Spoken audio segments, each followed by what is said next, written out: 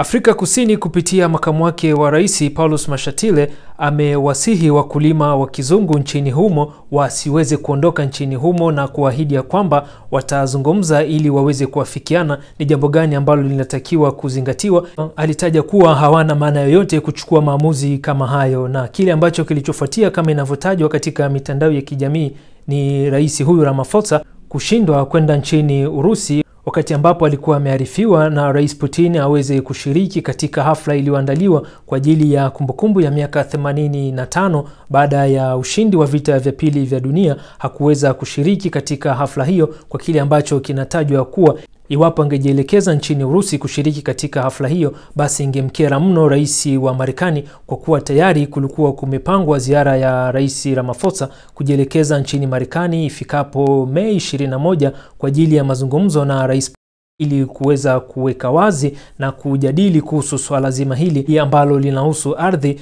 na mashamba ambayo yanamilikiwa na jamii ya wazungu, ambayo rais wa Marekani anaituhumu serikali ya Afrika Kusini kwa dhuluma raia wa Afrika Kusini ambao wana asili ya kizungu.